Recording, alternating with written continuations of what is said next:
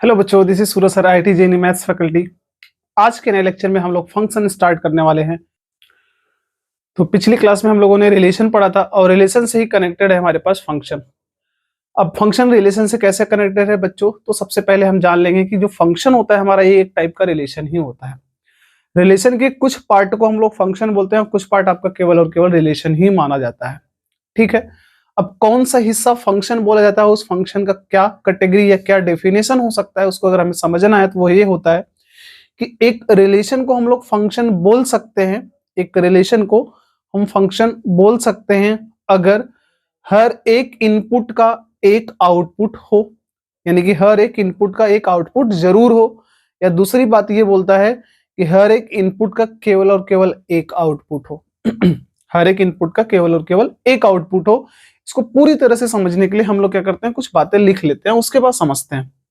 यानी कि फंक्शन का जब डेफिनेशन दिया गया तो इसने बोला गया कि फॉर आपके पास for two sets A and B a relation from A to B is called as a function, या इसी को हम लोग एक दूसरा नाम भी देते हैं मैपिंग। इसको हम लोग क्या बोलते हैं, mapping.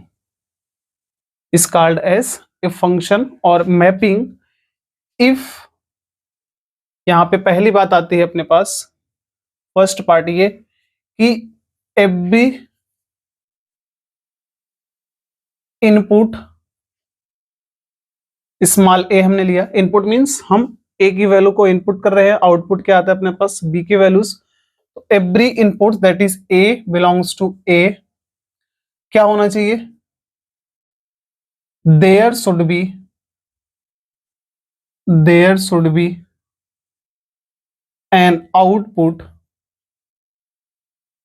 Small B belongs to capital B.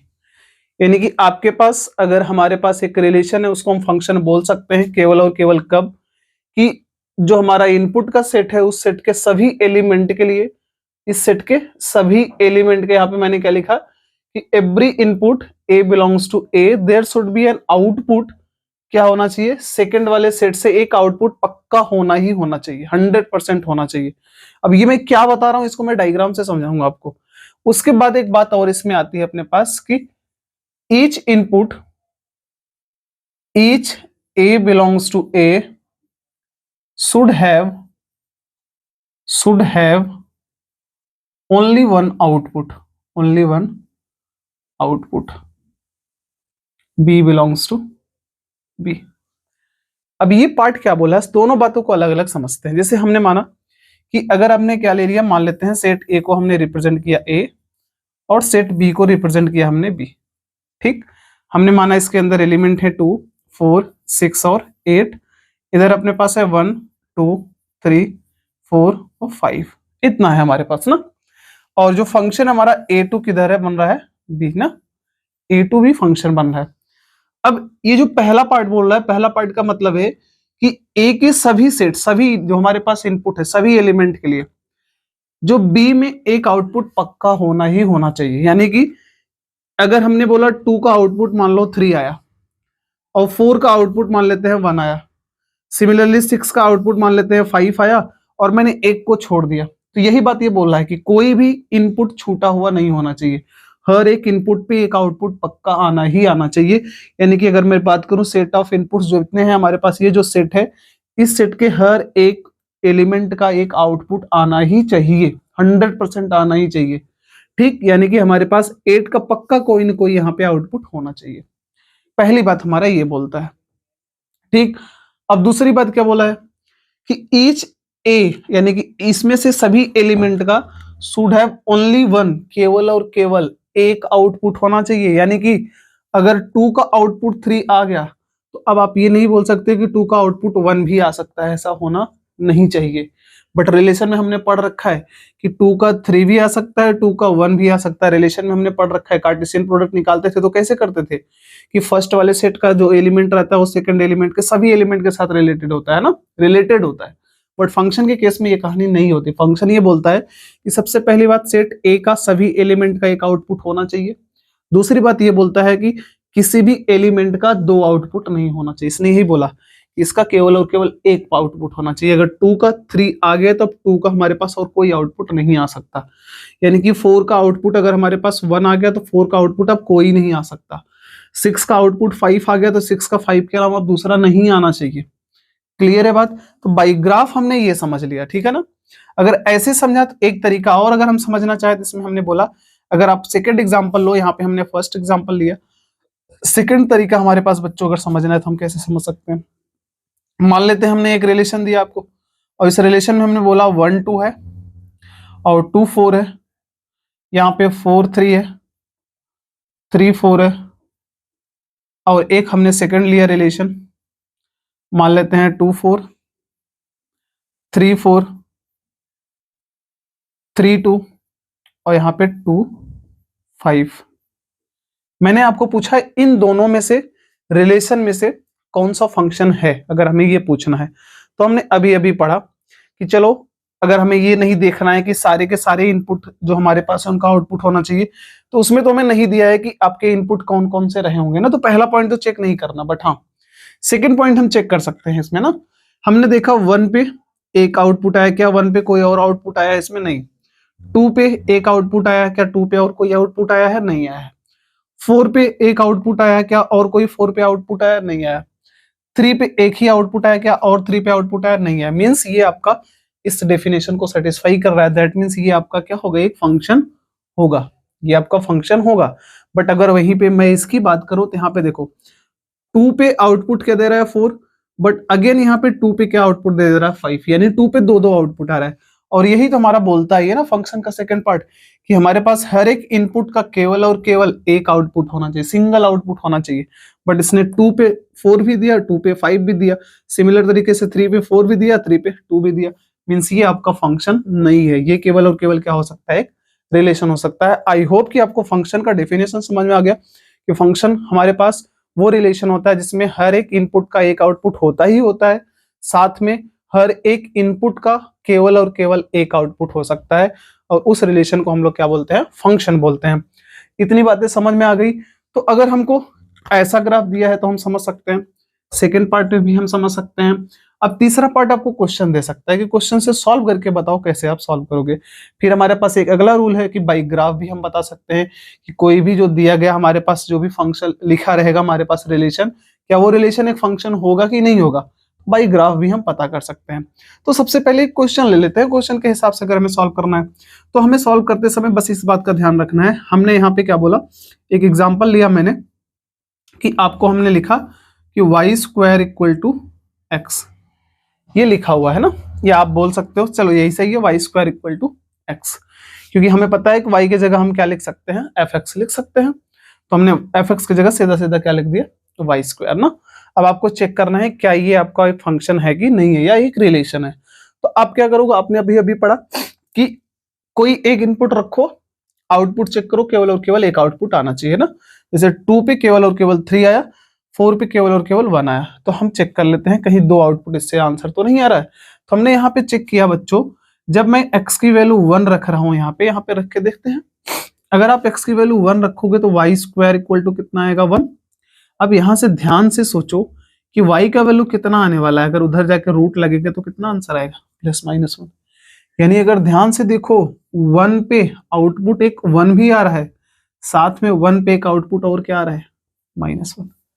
गलत हो गया यहाँ पे, कैसे, क्योंकि हमारे पास 1 पे दो दो आउटपुट निकल के आ रहा है। वही तो ये हमारा क्या कर रहा है, अपोज करता है कि एक इनपुट पर दो आउटपुट नहीं आ सकता। यानी कि ये आपका जो रिलेशन दिया हुआ ये एक रिलेशन है, ना कि एक फंक्शन। यानी ये आपका फंक्शन नहीं है। तो अगर आपको फंक्शन, आपको कैलकुलेशन से चेक करना है कि ये फंक्शन है कि नहीं, हम क्या करेंगे, इनपुट रखेंगे, इनपुट रखने के बाद आउटपुट निकालेंगे कि किसी एक सिंगल इनपुट पर मल्टीपल आउटपुट्स तो नहीं आ रहे हैं। अगर मल्टीपल आउटपुट्स आ रहे हैं तो हमारे पास वो एक रिलेशन होगा, ना कि एक फंक्शन होगा। इतनी बातें क्लियर, तो हम इसको समझते हैं बाई ग्राफ कैसे हम सॉल्व कर सकते हैं। हमने फर्स्ट पार्ट बताया, सेकेंड पार्ट बताया और थर्ड पार्ट आपको समझा दिया। फोर्थ पार्ट अपने पास है कि बाई ग्राफ कैसे समझना है, उसको हम लोग डिस्कस करते हैं। तो अगला जो हमारे पास पार्ट है बच्चों की फंक्शन को समझने का ग्राफिकल तरीका क्या होता है, वो ये होता है कि वर्टिकल लाइन टेस्टिक होता है बच्चों।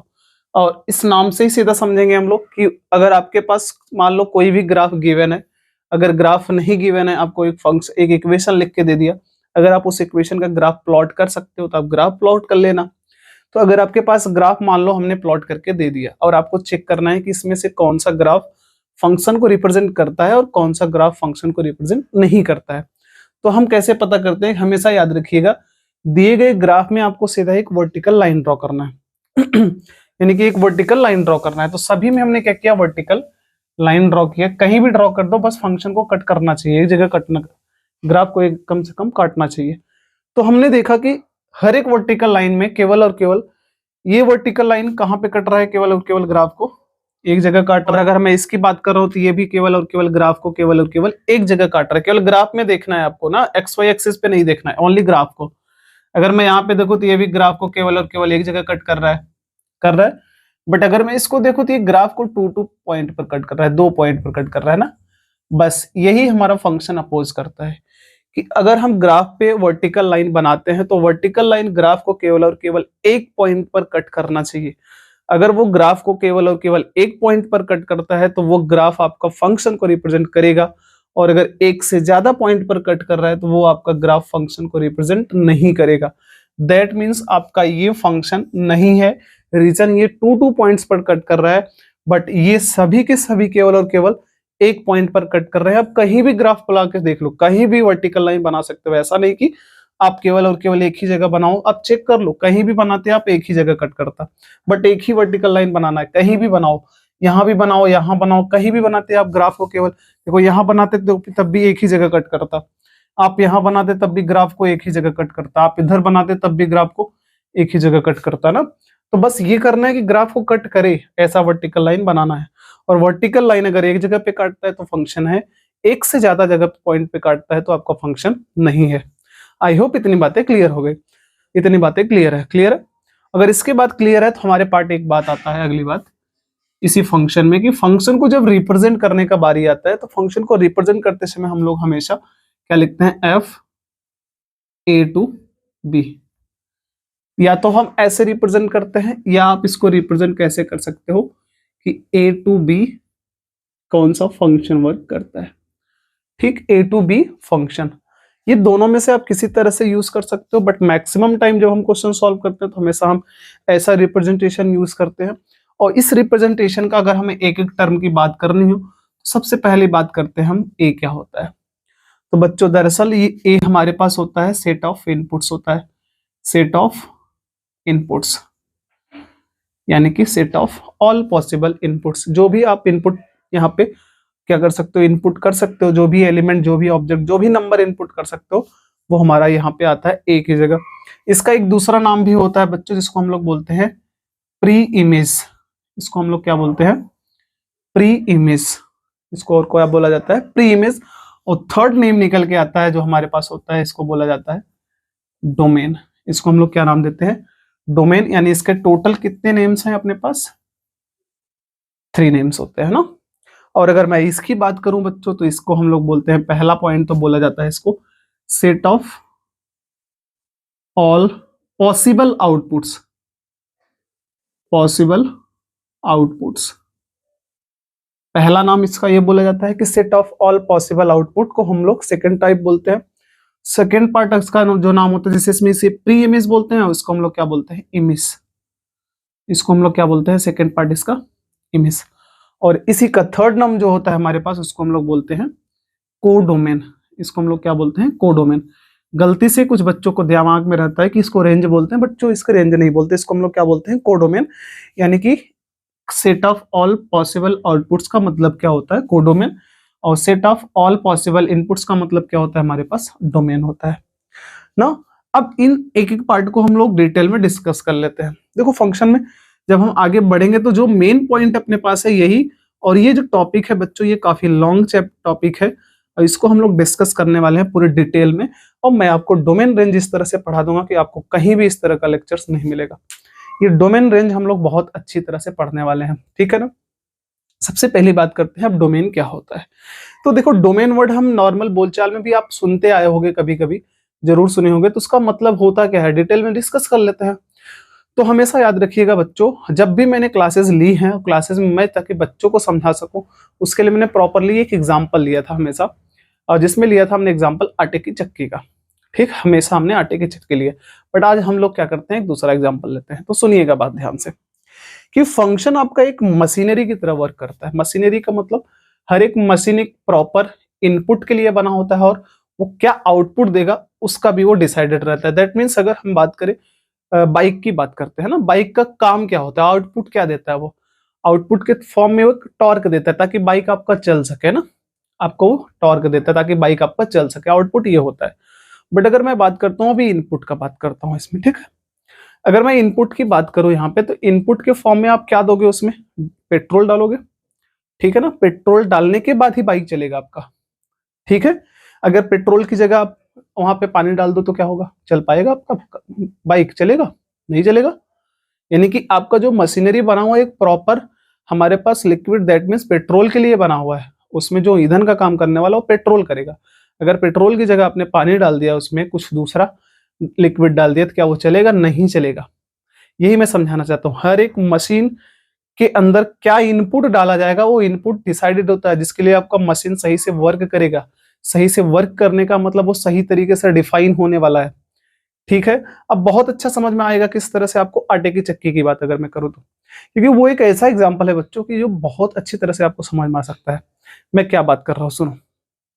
आटे की चक्की क्या होता है, आप गेहूं इनपुट करते हो तो आउटपुट आपके पास आटा निकल के आता है। तो देखो, आटे की चक्की बनी किसके लिए है, अनाज के लिए बनी है। अगर आप उसके अंदर अनाज डालोगे तो प्रॉपरली वर्क करेगा मशीन। वर्क करने के बाद जो आउटपुट आपको चाहिए वो आउटपुट दे देगा, दे देगा। अब ये थोड़ा सा इमेजिन करके देखो, अगर आपने उसी चक्की में क्या किया, ईंट पत्थर कंकड़ डाल दिया, अब बताओ उसके टूटने के डर हो जाएंगे, यानी कि आटे की चक्की टूटने का डर हो जाएगा। लोहे के टुकड़े डाल दो उसमें, अब भी टुकड़े के क्या होगा, लोहे के टुकड़े से क्या होगा, टूटेगा, यानी कि मशीन वर्क करेगा नहीं। अब मशीन में क्या होना स्टार्ट हो जाएगा, डिस्ट्रैक्शन होगा, यानी कि वो टूटना शुरू कर देगा, प्रॉब्लम क्रिएट हो जाएगी ना मशीन के लिए। दैट मीन्स यही हम बात समझाना चाहते हैं कि ये जो डोमेन होता है ना, ये डोमेन डिसाइडेड होता है हर एक फंक्शन के लिए, कि ये फंक्शन आपका कौन सा इनपुट लेगा, यानी कि ये फंक्शन इनपुट लेने के बाद सही तरीके से वर्क करेगा कौन से इनपुट के लिए, उसी इनपुट को हम लोग क्या बोलते हैं, डोमेन बोलते हैं। उसी इनपुट को के सेट को हम टोटल क्या बोलते हैं, डोमेन।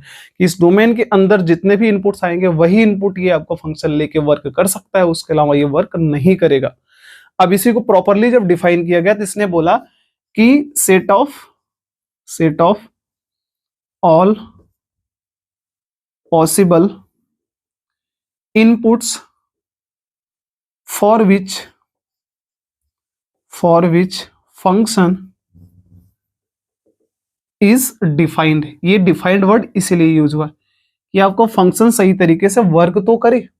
वही बात हुई ना, आटे के चक्के में लोहे के टुकड़े डाल दो, अभी आयरन के टुकड़े डालोगे तो मशीन तो टूट फूट के बिखर जाएगी। तो वही बात यहाँ पे आती है कि जो फंक्शन जिस इनपुट के लिए बना वही डालना उसके अंदर, दूसरा इनपुट अगर अंदर किए उसके तो हमारा फंक्शन टूट जाएगा, वर्क ही नहीं करेगा।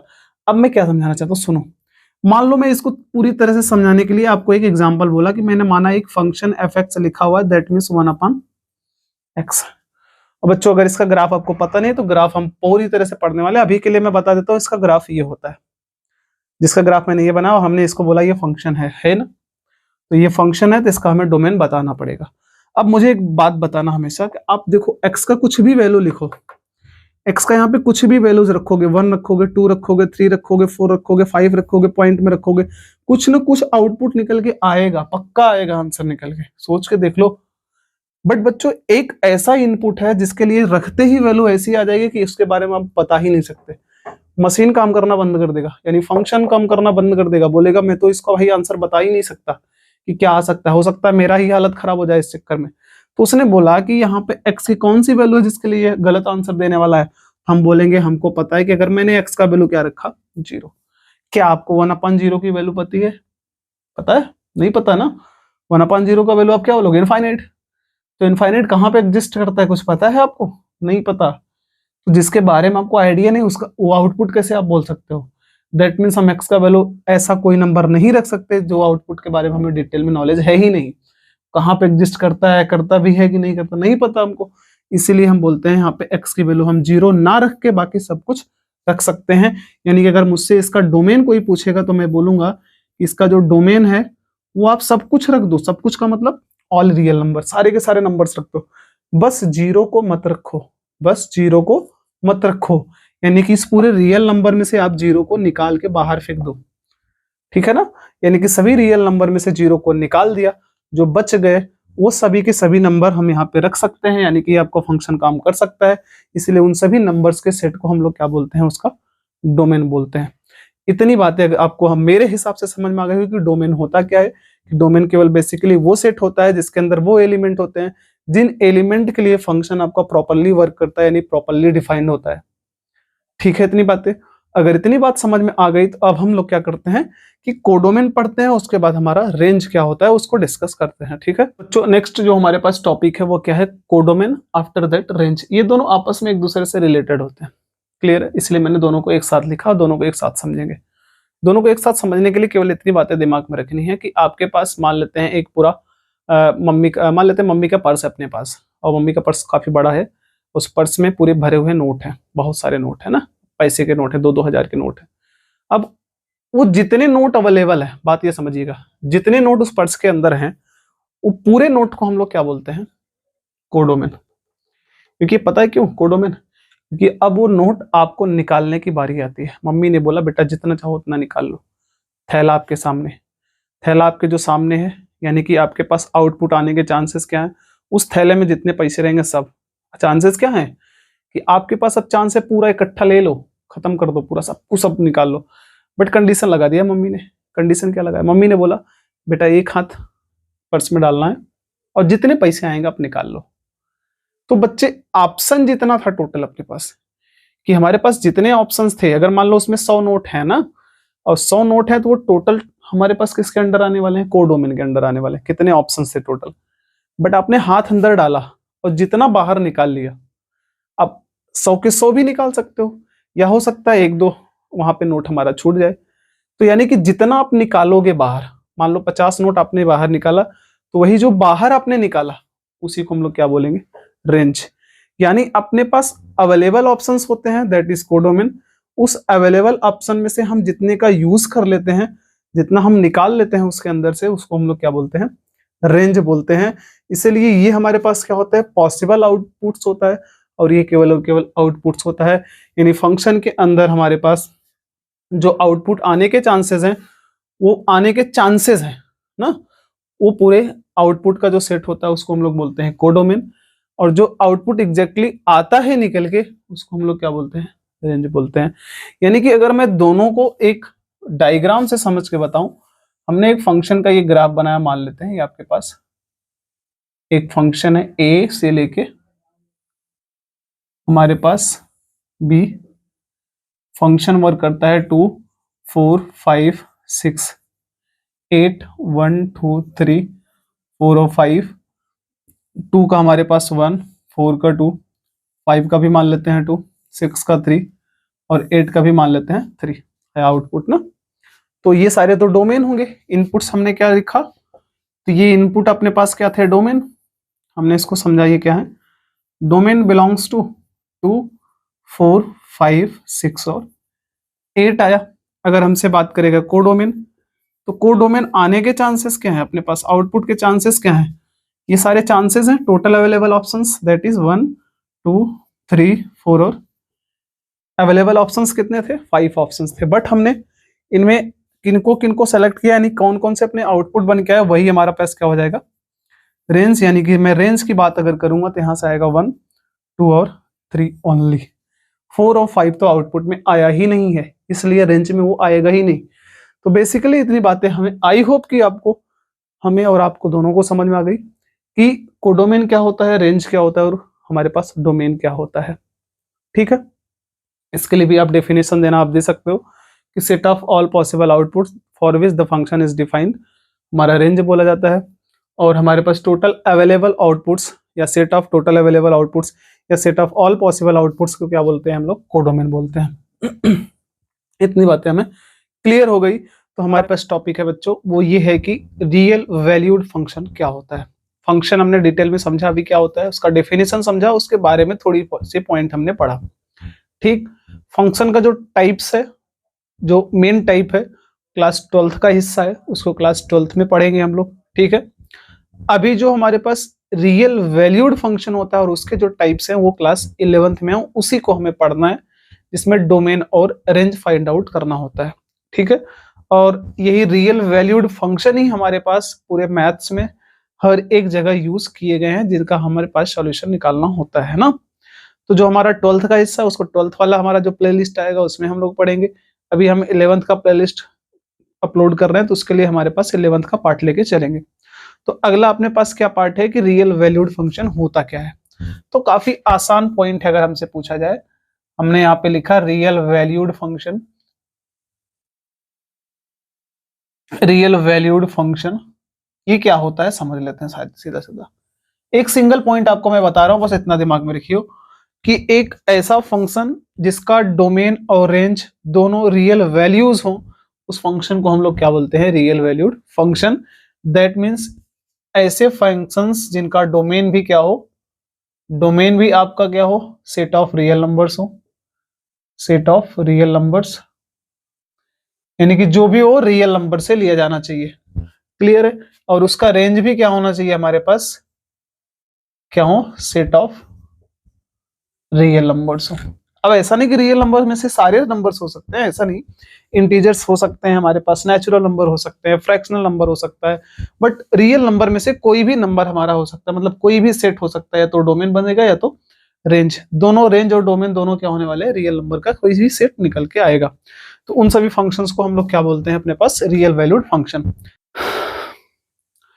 तो अब रियल वैल्यूड फंक्शन तो हमने समझ लिए क्या होता है ना, कि ऐसा फंक्शन जिसका डोमेन रेंज क्या हो? रियल नंबर्स हो, उनको हम लोग बोलते हैं रियल वैल्यूड फंक्शन। तो बच्चों रियल वैल्यूड फंक्शन में हमें पढ़ना क्या क्या है बच्चों? ये पार्ट जो है अपने पास सबसे बड़ा पार्ट है फंक्शन का, और इसी के बारे में अगर हमारे पास अच्छा खासा नॉलेज हो गया, मतलब आपकी पकड़ अगर बहुत अच्छी हो गई इस पार्ट पे जो हम पढ़ने वाले हैं, तो याद रखिएगा मैथमेटिक्स में मैक्सिमम चीजें आपके लिए आसान हो जाएंगी। मैक्सिमम मैं बोल रहा हूँ, मैक्सिमम चीजें आपके लिए आसान हो जाएंगी, क्योंकि पूरा फंक्शन पे डिपेंड होता है पूरा मैथमेटिक्स। पूरे मैथमेटिक्स में फंक्शन आता है।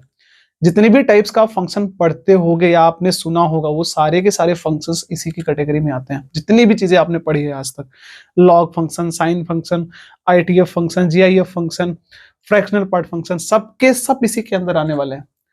तो हम इंतजार किस चीज का करें, हम पढ़ लेते हैं क्या होता है। तो रियल वैल्यूड फंक्शन की कैटेगरी डिवाइड की गई है। सबसे पहले हमने टाइप्स, चलो या कैटेगरी लिखा, मैंने बोला इसका जो डिवीजन हुआ कि रियल वैल्यूड फंक्शन जो होगा वो कितने टाइप्स का होता है। बहुत ध्यान से एक एक बात समझते हुए चलिएगा। सबसे पहली बात ये की गई, जब इसका टाइप डिवाइड किया गया तो इसको पहले दो कैटेगरी में डिवाइड किया गया। सबसे पहले दो डिफरेंट कैटेगरी में हमने इसको डिवाइड किया, और इसकी जो फर्स्ट कैटेगरी थी यानी कि रियल वैल्यूड फंक्शन में, वो फर्स्ट फंक्शन हमारे पास यहाँ पे किया गया एल्जेब्रिक। इसको हम लोग क्या बोलते हैं? Algebraic functions. पहला क्या आया? Algebraic function. सेकेंड पार्ट जो हमारे पास आया यहाँ पे हम बोलते हैं ट्रांसेंडेंटल। ठीक, हम लोग इसको क्या बोलते हैं? Transcendental function. बहुत ध्यान से एक एक पॉइंट समझते हुए चलिएगा। टाइप्स में दो हुआ, एल्जेब्रिक और ट्रांसेंडेंटल। अब सबसे पहले इन दोनों को समझते हैं ये होते क्या है। देखो बच्चों ध्यान से रखिएगा, एल्जेब्रिक फंक्शंस वो फंक्शंस होते हैं जिसमें केवल और केवल वेरिएबल्स, केवल क्या हो? वेरिएबल्स। दैट मीन्स क्या हमने बोला? एक्स वाई जेड अवेलेबल हो, साथ में नंबर्स, यहाँ पे क्या हो? नंबर्स, और साथ में मैथमेटिकल ऑपरेशन हो। हमने क्या बोला? Mathematical operation. कौन इन्वॉल्व हो? Mathematical operations. अगर ये केवल ऑपरेशन इन्वॉल्व है, किसकी बात कर रहा हूं? प्लस, माइनस, मल्टीप्लिकेशन और डिवीजन, यानी कि एक ऐसा एक्सप्रेशन, ऐसे एक्सप्रेशन जिसमें केवल वेरिएबल्स हो, एक्स वाई जेड हो, नंबर्स हो, mathematical operation like plus, minus, multiplication और डिवीजन हो, उन सभी एक्सप्रेशंस को हम लोग क्या बोलते हैं? Algebraic functions. मैं किसकी बात कर रहा हूं? सुनो ध्यान से। मैंने आपके पास लिखा, जब भी फंक्शन को रिप्रेजेंट किया जाता है किससे रिप्रेजेंट किया जाता है? F of x. तो वेरिएबल किसको सेलेक्ट किया हमने, एक्स को। मान लेते हैं अपने पास लिखा हुआ है एक्स क्यूब प्लस 5x²। तो ध्यान से देख लो, वेरिएबल है और नंबर्स हैं साथ में ऑपरेशन है, मैथमेटिकल ऑपरेशन प्लस, या केवल और केवल fx की जगह हमारे पास लिखा जा सकता है ओनली x, या इसी x की जगह मान लो x क्यूब रहा होगा, या हो सकता है हमारे पास x के पावर 5 माइनस 5 रहा होगा, कुछ भी, बस कोई भी एक्सप्रेशन रहे, वहां पे नंबर्स हो, वेरिएबल्स हो और मैथमेटिकल ऑपरेशन हो। अगर ऐसा है तो उस एक्सप्रेशन को हम लोग क्या बोलते हैं, एल्जेब्रिक एक्सप्रेशन। ऐसा नहीं कि वेरिएबल होना ही चाहिए, समथिंग समटाइम क्या क्या होता है कि fx इक्वल टू या तो केवल केवल क्या एक नंबर दे दे 5, ओनली नंबर हो सकता है, only number, only variable, anything. यहाँ पे हम कोई भी ले सकते हैं, चाहे मिक्स हो, चाहे हमारा एक एक हो, चाहे नंबर्स हो या वेरिएबल्स हो, उन एक्सप्रेशंस को भी हम लोग क्या बोलते हैं, एल्जेब्रिक एक्सप्रेशन। अब बस इसमें और उसमें थोड़ा सा फर्क होता है। क्या फर्क होता है बच्चों, अगर मैं इसी में कुछ एक्स्ट्रा चीजें मिक्स कर दूं, अलग से चीजें मिक्स कर दूं, डिफरेंट टाइप की कैटेगरी वाले फंक्शंस मिक्स कर दूं, मतलब अगर आपके पास इसी में, यानी कि इसकी जो कैटेगरी होती है, एक ऐसे एक्सप्रेशंस जिसमें इनके साथ साथ यानी कि वेरिएबल्स भी हो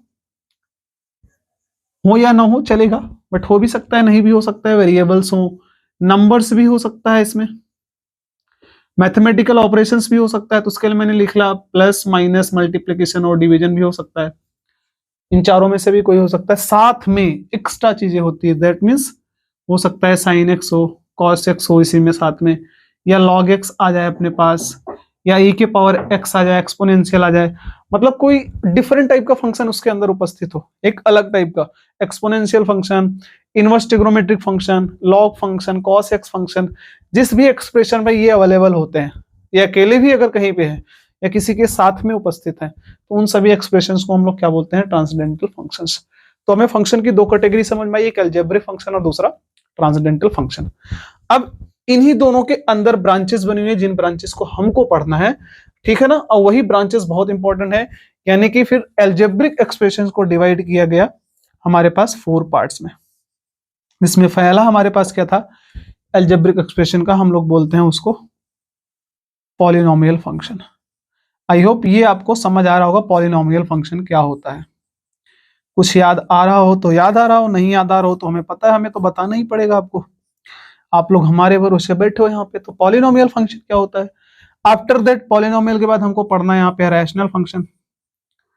रैशनल फंक्शन एक एक चीजें हम पढ़ेंगे, सब कुछ पढ़ेंगे, कुछ नहीं छोड़ने वाले। रैशनल फंक्शन के बाद अगर रैशनल की बात आ गई तो तीसरा नंबर आने वाला है कौन, इर्रेशनल फंक्शन। हमारे पास इर्रेशनल फंक्शन, ठीक। इर्रेशनल के जस्ट बाद आता है हमारे पास सबसे last, that is 4th number, जिसको हम लोग बोलते हैं पीस वाइज फंक्शन, या इसी को हम लोग बोलते हैं पीस वाइज फंक्शन, या इसी को एक नाम और दिया जाता है स्टेप फंक्शन। स्टेप फंक्शन, इसके नाम पे जाना, स्टेप फंक्शन। स्टेप का मतलब जो अपनी वैल्यूज को हर एक स्टेप पे चेंज कर देगा ना। इसी को हम समझेंगे 4 पार्ट में, इसका 4 कैटेगरी होता है, इस फंक्शन की 4 कैटेगरी होती है, किसकी, पीस वाइज की, दैट मींस स्टेप फंक्शन का। फर्स्ट होता है हमारे पास GIF। फर्स्ट क्या होता है, GIF, जिसको हम लोग शॉर्टकट में क्या बोलते हैं, GIF, और इसका हमारा वो क्या होता है, ग्रेटेस्ट इंटीजर फंक्शन। इसको हम लोग क्या बोलते हैं, greatest integer function. Second FPF, shortcut इसी की तरह से, इसको हम लोग बोलते हैं फ्रैक्शनल पार्ट फंक्शन। क्या बोलते हैं, fractional part function, fractional part function, ठीक। थर्ड हमारे पास यहां पे आएगा मॉडुलस फंक्शन, इसी को हम लोग एब्सोल्यूट फंक्शन भी बोलते हैं, इसको हम लोग क्या बोलते हैं, एब्सोल्यूट फंक्शन भी बोलते हैं। और लास्ट जो हमारे पास इसमें आता है उसको हम लोग बोलते हैं सिग्नम फंक्शन। सिग्नम फंक्शन सब डिटेल में डिस्कस करेंगे, एक एक चीज इसके बारे में, सारी चीजें जितने भी फंक्शंस आपने देखा सबको पढ़ेंगे। यानी कि हमारे पास 4 कैटेगरी डिवाइड की गई, लास्ट वाले कैटेगरी की 4 पार्ट होते हैं, डिटेल में पढ़ेंगे इसको भी। अब हमारे पास आता है ट्रांसेंडेंटल, तो ट्रांसेंडेंटल फंक्शन को भी टोटली 4 तरीके से 4 कैटेगरी में डिवाइड किया गया हमारे पास। यहाँ पे फर्स्ट हमारे पास आता है यहाँ पे ट्रिग्नोमेट्रिक फंक्शन। पहला कौन है, ट्रिग्नोमेट्रिक फंक्शन पहला ट्रिग्नोमेट्रिक, सेकंड इसी का उल्टा जुड़वा भाई इनवर्स ट्रिग्नोमेट्रिक, इनवर्स ट्रिग्नोमेट्रिक, जिसको हम शॉर्टकट में क्या बोलते हैं, आईटीएफ, क्या बोलते हैं हम, आईटीएफ।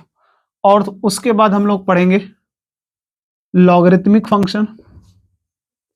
अगला क्या है, लॉगरिथमिक फंक्शन, लॉग फंक्शन, जिसके बारे में हम लोग क्या कर लेते हैं, बेसिक मैथमेटिक्स में काफी चीजें पढ़ चुके हैं इसके बारे में, तो हमें काफी हेल्पफुल होगा इसको पढ़ने में ना। और ये वाला हिस्सा क्लास 12th का हिस्सा है, जो कि क्लास 12th का जब लेक्चर अपलोड करेंगे तो उसमें हम लोग इसके बारे में पढ़ेंगे। अभी हम लोग क्या पढ़ेंगे, इसको भी पढ़ेंगे, इसको पढ़ेंगे, इसके ये दो पार्ट को हम पढ़ेंगे क्योंकि ये हमने पढ़ रखा है, और इसको भी हम क्लास 11 के ही पार्ट में पढ़ेंगे। और इसका जो सबसे लास्ट है अपने पास, उसको हम लोग बोलते हैं एक्सपोनेंशियल। यहाँ पे क्या होता है, एक्सपोनेंशियल फंक्शन। यानी अगर डिस्कस करा जाए तो हम इतनी बातें डिस्कस करने वाले हैं, पूरे मैथमेटिक्स के जितने भी फंक्शंस हैं, रियल वैल्यूड फंक्शंस, वो सब के सब इतने ही होते हैं, इनके अलावा और कुछ नहीं होता है, ठीक है ना। बाकी जो छोटे मोटे लोग बोलते हैं increasing functions, decreasing functions, constant function, ये सब यार इसी के अंदर आने वाले हैं, सारे के सारे इसी के अंदर आने वाले होते हैं, ठीक है। इन्हीं का सब डिवाइड कर दिया गया, डिफरेंट डिफरेंट नाम रख दिया गया है। बाकी हमारा जो मेन है वो सब यही है, इनके अलावा कुछ और एक्स्ट्रा नहीं है। अब वन बाई वन एक एक चीजें हम इसमें समझेंगे होता क्या है। बेसिकली आज के लेक्चर में हम लोग केवल कवर करने वाले हैं पॉलिनोमियल को, और पॉलिनोमियल के बारे में डिस्कस करेंगे कुछ पॉइंट, उसके जो धीरे धीरे हैं सारी हम क्या करेंगे, आराम आराम से एक एक चीज को पूरी तरह से डिस्कस करते हुए चलेंगे। तो ये हमारा जो आने वाला फंक्शन का ये चैप्टर है, यानी जो हमारा लेक्चर अब चलने वाला, ये थोड़ा सा कई लेक्चर में डिवाइड होगा क्योंकि ये टॉपिक बहुत बड़ा टॉपिक है, ठीक है। इसके क्वेश्चंस मेंस में भी आते हैं हमारे पास, एडवांस में भी आते हैं, और ये बहुत इंपॉर्टेंट होता है ओवरऑल पूरे अगर चैप्टर से देखा जाए तो पूरे मैथमेटिक्स के लिए बहुत इंपॉर्टेंट रोल होता है इसका। तो हम इसको पूरे डिटेल में डिस्कस करेंगे, ठीक। तो इसी प्रोसेस में हमारे पास सबसे पहला फंक्शन है, वो क्या है, पॉलिनोमियल फंक्शन। क्या होता है, क्लास 9th में पढ़ चुके हो आप लोग पॉलिनोमियल क्या होता है, वही पॉलिनोमियल की बात मैं कर रहा हूं। कौन सा पॉलिनोमियल, कि ऐसे अलजेब्रिक एक्सप्रेशन जिनमें वेरिएबल्स का पावर क्या हो, पॉजिटिव इंटीजर्स हो, क्या हो, पॉजिटिव इंटीजर्स हो, उन सभी एक्सप्रेशंस को हम लोग क्या बोलते हैं, पॉलिनोमियल फंक्शन। आपको तो पता नहीं होगा, क्लास 9th की चीजें कहाँ से याद रखोगे, आप तो पढ़ते नहीं हो, तो थोड़ा मेहनत करना शुरू कर दो। अभी मैं बता दे रहा हूँ, उसको ध्यान से समझो कि पॉलिनोमियल फंक्शन क्या होता है, कि अलजेब्रिक एक्सप्रेशन होता है, शॉर्टकट में लिख रहा हूँ ना, ये एक टाइप का क्या होता है, अलजेब्रिक एक्सप्रेशन का पार्ट है। अलजेब्रिक एक्सप्रेशन होता है जिसमें वेरिएबल्स का पावर, इनका पावर, वेरिएबल्स का पावर क्या होता है, जितने भी वेरिएबल रहेंगे उनका पावर क्या होगा, पॉजिटिव इंटीजर्स, पॉजिटिव इंटीजर्स। कुछ लोग इसी को बोलते हैं होल नंबर, होल नंबर तो सही है, कोई गलत नहीं है यहाँ पे ना। कुछ लोग इसको होल नंबर भी बोलते हैं, कि आप वेरिएबल का जो पावर ले सकते हो वो होल नंबर भी ले सकते हो। यानी कि आप ऐसा एक्सप्रेशन होना चाहिए जिसमें x का पावर हो या y का जो पावर हो, जो भी वेरिएबल आप सेलेक्ट कर रहे हो उनका पावर या तो 0 हो, या तो 1 हो, या तो 2 हो, या तो 3 हो, या तो 4 हो, या तो 5 हो। फ्रैक्शन में नहीं होना चाहिए, दैट मीन्स डिवाइड के फॉर्म, p बाई क्यू के फॉर्म में नहीं होना चाहिए। p बाई क्यू का मतलब हमारे पास पता है ना, सिंपलेस्ट फ्रैक्शन के फॉर्म में ना हो, और साथ में नेगेटिव ना हो। अगर वो नेगेटिव हुआ पावर, या तो अपने पास पावर फ्रैक्शन में हुआ, तो उनको हम पॉलिनोमियल फंक्शन नहीं बोलते हैं। तो पॉलिनोमियल फंक्शन ऑलवेज उनका पावर क्या होता है, वेरिएबल का पावर, यानी कि समथिंग किस तरह से लिखा हुआ f x equal to x cube plus 5x square, तो ये पॉलिनोमियल होगा ना।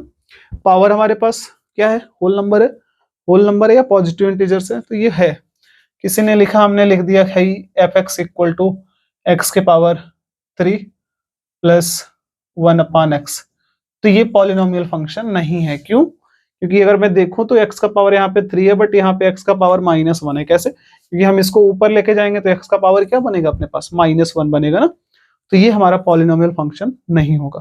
तो फंक्शन सबसे पहली बात हमारे पास कैसा होता है, कि हमेशा हम जितने भी x रहेंगे उसको हम न्यूमरेटर में लेके जाएंगे, और उनका पावर से देखेंगे, पावर हमेशा क्या आना चाहिए, पॉजिटिव इंटीजर या होल नंबर होना चाहिए ना। होल नंबर मैं क्यों बोल रहा हूँ, पावर 0 भी हो सकता है एक्चुअली, क्योंकि अगर आपके पास किसी ने लिखा मान लो F x equal to only 5, तो इस ओनली 5 का मतलब क्या होता है बच्चों, दरअसल ये 5x टू द पावर 0 रहा होगा, इसी वजह से ऐसा होता है। और किसी भी नंबर के पावर 0 उसकी वैल्यू 1 होती है। तो बेसिकली हमारे पास क्या हो गया, कि ये अभी आपका क्या बोला जाएगा, पॉलिनोमियल बोला जाएगा। अब बात ये आती है कि सर इतना आसान चीज हमें क्यों पढ़ना, नहीं ये इजी नहीं है, ये हमको इतना ही नहीं पढ़ना, इसके बारे में भी पढ़ना है। अब पॉलिनोमियल का डिवीजन किया गया था जिसके बारे में हम सबको पता है, मैं बार बार इसीलिए बोल रहा हूँ हम सबको पता है, क्योंकि मुझे लग रहा है कि आपने पढ़ा होगा, नहीं पढ़ा होगा तो पढ़ाना तो मैं पढ़ ही रहा है, मैं पढ़ा ही रहा हूँ धीरे धीरे। तो मैंने बोला पॉलिनोमियल को जो फंक्शन से डिवाइड किया गया उसमें सबसे पहला अपने पास था कांस्टेंट फंक्शन। पहला क्या था? Constant functions. ध्यान से समझिएगा एक एक बात। कांस्टेंट फंक्शंस यानी कि ऐसे फंक्शंस जिनमें हम इनपुट का वैल्यू कितना भी बदलते चले जाएं, आउटपुट एक ही बार बार आता जाए, यानी आउटपुट बदलने वाला नहीं है। या सीधा बोल सकते हैं एक ऐसा फंक्शन जिसका फॉर्मेट किस तरह से हो, एफ एक्स इक्वल टू के, जहां पे के हमारे पास क्या है? कांस्टेंट। के क्या है? कोई एक कांस्टेंट वैल्यू, कि आप एक्स का वैल्यू चेंज करते जाओ बट वैल्यू बार बार कौन आने वाला है? केवल और केवल के ही आता जाएगा। ठीक, कुछ भी वैल्यू रखो उसका वैल्यू में कोई फर्क नहीं पड़ने वाला, वो हमेशा क्या देने वाला है? के। ठीक है, तो यानी कि अपने पास एक एग्जांपल के तौर पे अगर हम लेके चले कि f x equal to something 5, तो के की जगह कांस्टेंट क्या आया? अब एक्स का वैल्यू मैं 0 रखूंगा तो भी वैल्यू 5 आएगा, क्योंकि इधर तो एक्स है नहीं, तो मैं एक्स की वैल्यू इधर रखूंगा कैसे? एक्स का वैल्यू 1 रखूंगा तो भी 5 होगा, 2 रखूं तो भी 5 होगा, यानी एक्स का वैल्यू मैं कुछ भी रखूं आंसर क्या आने वाला? 5 ही आएगा। क्या ऐसा एक्स का कोई वैल्यू है बच्चों जिसकी वजह से इसका वैल्यू गलत आए? तो नहीं है। कैसे? क्योंकि यहाँ पे हमें दिख रहा है ये कांस्टेंट, ये बदलने वाला है ही नहीं। आप एक्स का वैल्यू कुछ भी रख दो यार, कोई फर्क नहीं पड़ने वाला इस फंक्शन पे, क्योंकि ये ऑलवेज एक सही आंसर देगा, एक सही रियल वैल्यू देगा आंसर, क्योंकि ये रियल वैल्यूड फंक्शन है ना। तो कोई भी रियल नंबर आप यहाँ पे रखोगे जो आंसर आने वाला है एक रियल नंबर ही आ रहा है। 5 आ रहा है ना, 5 रियल नंबर होता है, तो एक रियल आंसर आ रहा है। मतलब ऐसा कोई एक्स नहीं जो इसको क्या कर दे, डाइवर्ट करे। किसी भी एक्स से ये प्रॉब्लम यहाँ पे नहीं हो रही है, किसी भी एक्स से ये वाला फंक्शन आपका नॉट डिफाइन नहीं हो रहा है। हो रहा है नॉट डिफाइन? नहीं हो रहा है। नॉट डिफाइन का मतलब कहीं गलती साबित हो रही है? नहीं हो रही है ना, कोई भी प्रॉब्लम क्रिएट नहीं हो रहा है इसके लिए। यहाँ पे ये बोला ये कि मैं एक्स का वैल्यू कुछ भी रखूंगा प्रॉब्लम यहाँ पे क्रिएट नहीं होगा। और वही तो हमने पढ़ रखा है कि set of all possible inputs for which the function is defined is called as domain. यानी कि डोमेन क्या होता है कि इनपुट्स का उन वैल्यूज का सेट होता है जिसके लिए फंक्शन पूरी तरह से डिफाइंड हो। तो यहाँ पे हमने देखा एक्स का ऐसा कोई वैल्यू है ही नहीं जिसके लिए फंक्शन आपका नॉट डिफाइंड ना हो, यानी मैं एक्स का वैल्यू सब कुछ ले सकता हूँ, ऑल रियल नंबर्स ले सकता हूँ। दैट मीन्स कांस्टेंट फंक्शन का जो डोमेन होता है ऑलवेज क्या होता है? All real numbers.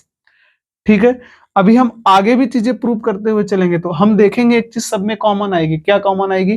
कि जितने भी पॉलिनोमियल हम पढ़ेंगे सभी पॉलिनोमियल्स का डोमेन ऑल रियल नंबर ही होता है। सभी पॉलिनोमियल का डोमेन क्या होता है? ऑल रियल नंबर होता है।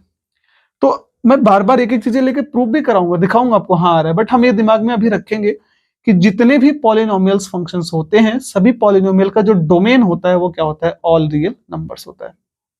ठीक, क्यों होता है? क्योंकि अगर हमारे पास क्वेश्चन केवल इतना फॉर्मेट दे दिया, बाकी चीजें हमको नहीं बोला ना, तो यहाँ पे हमें दिख रहा है मैं एक्स का ऐसा कोई वैल्यू नहीं रख सकता जिसके लिए एक वैल्यू गलत देगा।